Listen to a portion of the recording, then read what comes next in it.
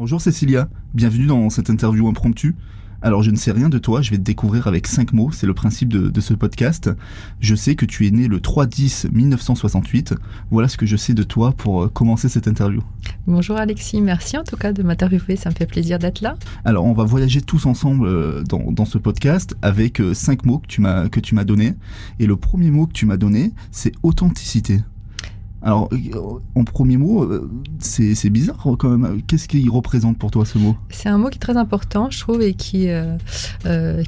c'est une de mes valeurs, être authentique. Il y a finalement, on porte toujours un masque social, et je trouve que finalement la meilleure version de soi-même, c'est soi. Et c'est vrai que souvent sur les réseaux sociaux, on montre la bonne facette de nous-mêmes et même une facette qui n'existe pas. Et alors moi, je ne dirais pas encore du tout ce que je fais pour regarder la surprise et l'énigme, mais dans mon métier, l'authenticité, c'est quelque chose de très important.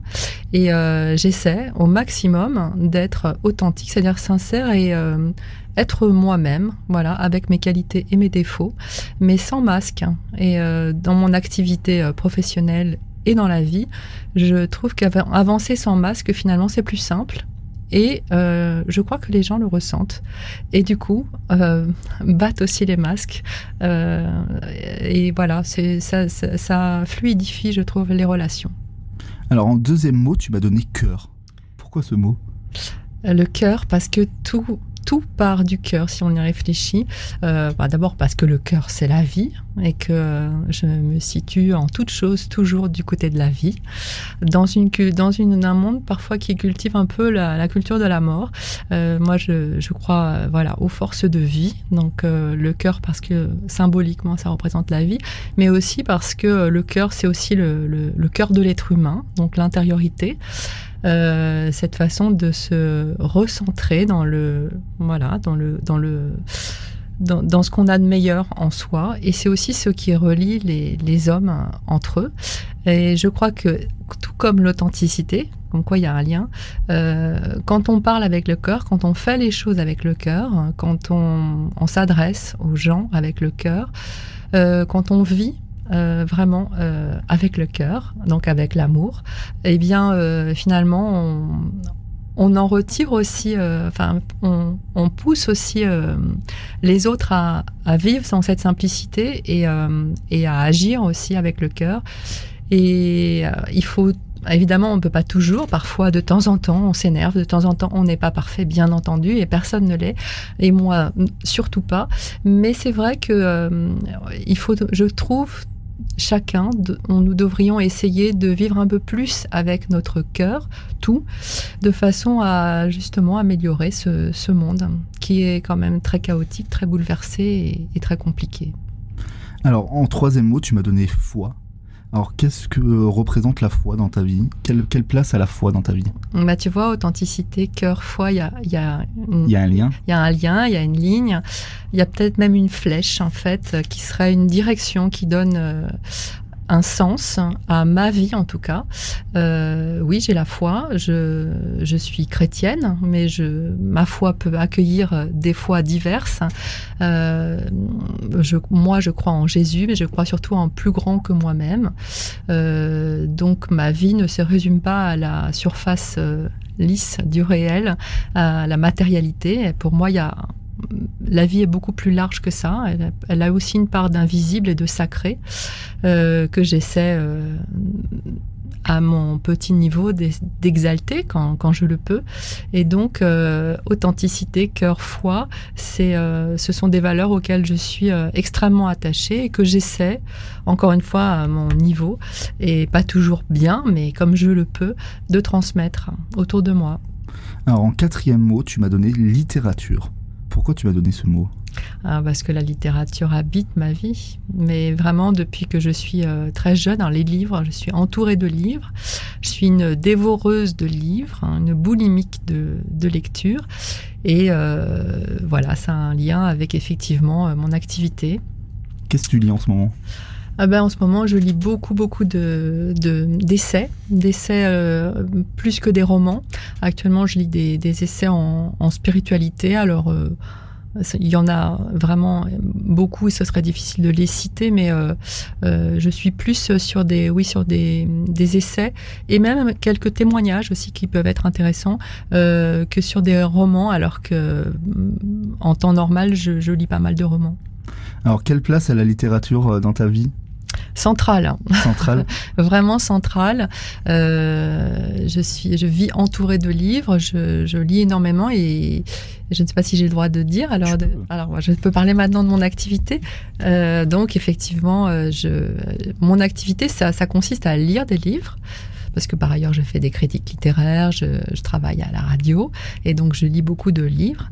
Mais mon activité principale, c'est d'écrire, puisque je suis romancière et essayiste.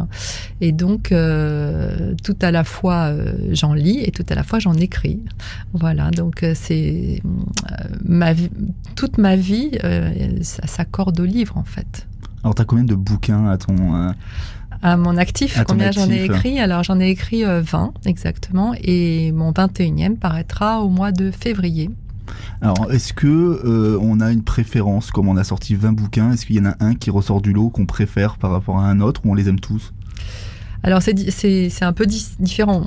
Parmi mes romans, il y en a que je préfère à d'autres, mais c'est un petit peu comme des enfants, les livres, en fait. Plus il y en a, plus le cœur est grand. J'aurais du mal à donner ma préférence.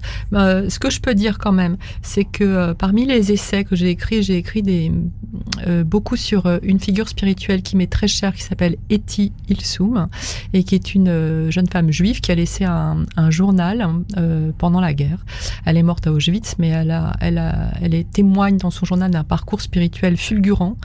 Elle était pas du tout croyante avant-guerre, et puis elle vit la Shoah, et dans ce tourment épouvantable et la perspective aussi de sa mort qui approche, elle découvre un Dieu là qui n'est pas du tout chrétien, un Dieu personnel, et elle en parle dans son journal, et elle fait un itinéraire spirituel très rapide mais fulgurant qui m'a énormément parlé, et j'ai écrit 3 ouvrages sur elle. Donc s'il fallait vraiment mettre en exergue certains de mes ouvrages, ce serait plutôt ceux-là, parce que là je me fais passeuse d'une voix plus grande, bien sûr, que la mienne, une voix spirituelle vraiment sublime et lumineuse. Alors, en 5e mot, tu m'as donné écoute. Oui, l'écoute, parce que à plein de niveaux, l'écoute, ça aussi, c'est une valeur fondamentale pour moi. Je trouve que dans le monde dans lequel on vit, on entend, mais on n'écoute pas beaucoup. Et écouter l'autre, c'est pas... parfois, on est, par exemple, quelqu'un qui souffre. On va l'écouter 3 minutes et puis on va lui couper la parole en lui disant « Oui, mais moi, à ta place, je ferais ci. » On va tout de suite... finalement l'interrompre pour lui donner notre propre ressenti. Or, l'autre n'est pas nous. Et parfois, simplement écouter, avoir une présence attentive, juste écouter l'autre dans ce qu'il a à dire, joyeux ou pas, c'est très important. Et puis, dans mon métier d'auteur, écouter le monde, écouter le bruit du monde, mais écouter en profondeur, c'est-à-dire ne pas écouter non plus que cette surface hyper accélérée et hyper bruyante, mais écouter ce qui se dit derrière tout ça. C'est très important, parce que la littérature, c'est l'intériorité, c'est l'authenticité, c'est le cœur, c'est la foi, et c'est aussi essayer de soulever le voile pour essayer de montrer aussi le caractère sacré de la vie. Alors, est-ce que c'est quelque chose de facile pour toi d'écouter les gens ? Oui, ça m'est très facile, parce que j'aime ça, en fait. Les histoires humaines m'intéressent, la patte humaine m'intéresse, et je m'intéresse aux gens. Et c'est très étonnant, parce que il y a beaucoup d'anonymes. Par exemple, quand j'ai été avec mes enfants, quand elles étaient jeunes, dans les squares, et que je les gardais, etc. Souvent, des femmes ou même des hommes parfois me parlaient sur les bancs, etc. Mais de choses très intimes, très vite, alors que je ne les connaissais pas. Et quand parfois je le relatais à mon mari le soir, il dit « Mais pourquoi les gens te parlent ?» Et je dis « Mais parce que je les écoute. » Et que peut-être qu'ils sentent tout simplement que je m'intéresse, mais sans voyeurisme, je ne demande rien. Ça arrive et j'écoute parce que... quelque part, je retrouve une universalité dans ce qu'on me raconte. Moi aussi, je traverse des moments difficiles parfois, des choses intimes aussi. Je les raconte pas forcément facilement, mais en tout cas, si on me les confie sans que je le demande, je les écoute sans jugement. Si tu devais faire un résumé de ces 5 mots, qu'est-ce qu'il en sortirait ? Peut-être le sens avec un grand S, le sens. Et je pense que beaucoup de nos contemporains parfois sont en perte de repère parce que très fâchés par exemple avec les religions, parce que l'idée de la foi c'est forcément religieux dans leur idée, alors qu'à mon avis la foi ça peut être évidemment religieux, ça l'est dans mon cas, mais c'est plus large que ça, c'est la spiritualité au sens large. Et je pense que quand même nous avons tous besoin de trouver ce sens un peu sacré effectivement de la vie, de ne pas s'arrêter uniquement à notre routine quotidienne. Donc je dirais que ces 5 mots donnent du sens à ma vie. Alors si tu devais trouver un 6e mot là, comme ça, lequel te viendrait tout de suite ? Très compliqué comme question. Je dirais, moi, dans le cadre de la spiritualité, je dirais le mot qui est un nom, je dirais le mot Jésus, puisque c'est mon guide. Donc voilà, alors encore une fois, c'est ma grille de lecture à moi. J'entends bien que d'autres, je ne l'impose à personne, mais c'est un beau guide. Voilà, c'est un beau guide et qui, en tout état de cause, même si on n'est pas croyant, nous amène à des valeurs d'une humanité et d'une universalité qui peuvent absolument parler à tous, y compris à des athées. Alors si on veut te découvrir, où c'est qu'on peut retrouver tes bouquins ? Eh bien, dans toutes les librairies, sur tous les sites de vente. Voilà, le dernier ouvrage, les 2 derniers ouvrages importants que j'ai écrits, c'est un roman autour du personnage de Marie-Madeleine, mais traité sous forme de roman et de façon aussi assez contemporaine, puisque c'est un personnage pour moi qui est encore une fois très universel, un personnage de la Bible, mais en même temps, c'est aussi l'idée d'une femme libre qui essaie de brûler les ailes avec les hommes, qui revient à un amour plus grand. Donc c'est pour moi un personnage très romanesque. Donc j'en ai fait un roman, donc qui s'appelle L'Amoureuse, le roman de Marie-Madeleine, qu'on peut retrouver partout. Et puis un essai qui s'appelle Patience du quotidien, et qui sont des chroniques en fait justement, qui reviennent sur l'écoute et sur ce regard un peu peut-être plus en profondeur sur nos vies, sur le rythme. Je propose une pause en fait, voilà, dans ce livre Patience du quotidien. Alors, tous les écrivains ont un peu des petites astuces propres à eux. Qu'est-ce qui, toi, t'inspire pour écrire ? Moi, je me mets jamais à l'écriture d'un livre si j'ai pas, surtout si c'est un roman, si j'ai pas l'histoire en tête. Mais ça peut prendre du temps. C'est pour ça que j'écris moins de romans que des essais. J'écris, je suis romancière-essayiste, mais j'ai plus d'essais à mon actif. Moi, ce qui m'inspire dans les essais, c'est des grandes figures spirituelles, mais au sens encore une fois large du terme. Et Tilsum n'est pas du tout chrétienne. Et pour les romans, ce sont c'est des histoires que je mets plusieurs mois, voire parfois plusieurs années, à vraiment penser dans ma tête. Et quand l'histoire est en tout cas j'ai le début, j'ai la fin, j'ai mon CQFD. Après j'arrive chapitre par chapitre, je peux découper au fil mais si j'ai pas une histoire très claire dans la tête, je suis incapable de me mettre. Je sais qu'il y a des auteurs qui se mettent devant une page blanche, moi j'en suis incapable, et je peux aussi passer quelques semaines, mais pas de grands mois, sans écrire. Voilà. C'est arrivé d'écrire un bouquin, de dire tu l'as fini, finalement bah non, ça me plaît pas, c'est pas ce que je voulais, et du coup il sortira jamais? Oui, j'en ai pas beaucoup. J'en ai un ou deux. Un notamment, auquel je pense, qui est dans mes tiroirs, que je n'ai jamais montré. Je pense que c'est une très bonne idée, mais je n'ai pas réussi à bien la traiter selon mon point de vue. Donc je ne l'ai montré à personne. Je garde l'idée et je pense qu'il faudra que je m'y réattelle autrement.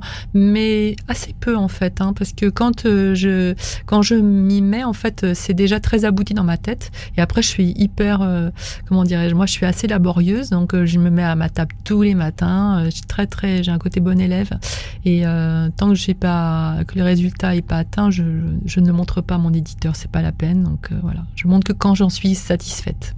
Alors c'est quoi ta musique du moment ? Qu'est-ce que tu écoutes ? Alors je dirais pas que c'est du moment, c'est vraiment une musique, et là c'est pour ça aussi que je la propose.